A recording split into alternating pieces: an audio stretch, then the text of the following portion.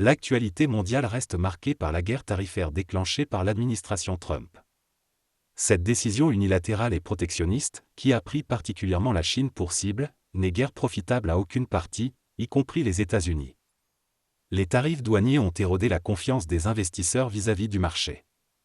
Ils perturbent non seulement le commerce mondial, mais aussi jouent négativement sur la croissance mondiale. Toutefois, dans cet océan d'incertitude, la Chine s'adapte tant bien que mal à la situation. En dépit des perturbations, les prévisions de croissance pour ce pays asiatique rassurent.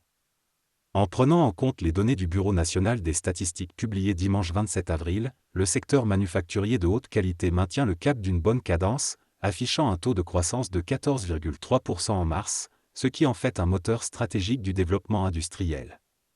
Au premier trimestre, a informé le Bureau national de statistiques, parmi les 41 principaux secteurs industriels de la Chine, 24 ont vu leurs bénéfices augmenter en glissement annuel, représentant près de 60% de la croissance. L'industrie manufacturière s'est nettement améliorée, avec des bénéfices en hausse de 7,6% au premier trimestre, soit une augmentation de 2,8 points de pourcentage. Ces performances sont à mettre au compte de la réforme et de l'ouverture que la Chine promeut de manière dynamique en attirant les investisseurs étrangers. À titre illustratif, a indiqué le ministère chinois du Commerce, le nombre d'entreprises à capitaux étrangers nouvellement créées a augmenté de 4,3% en glissement annuel pour atteindre 12 603 au premier trimestre 2025. Le bureau politique du Comité central du Parti communiste chinois, PCC, a tenu le 25 avril une réunion pour analyser et étudier la situation économique et le travail économique actuel. Il a été souligné lors de la réunion que l'économie du pays montrait des signes d'amélioration cette année, avec une confiance du public en progression constante et des avancées notables dans le développement de haute qualité. Pour parer aux impondérables liés aux tarifs douaniers et au contexte mondial incertain, la Chine entend se concentrer sur le maintien de la stabilité en matière d'emploi, d'activité, de marché et d'attente. À ce titre, les ministères des Ressources humaines et de la Sécurité sociale, de l'Éducation et des Finances ont conjointement publié avis sur la bonne exécution du travail en matière d'emploi des diplômés universitaires et des autres jeunes en 2025. Ce document formule 17 mesures politiques relatives à la promotion de l'emploi et de l'entrepreneuriat des diplômés universitaires et autres jeunes.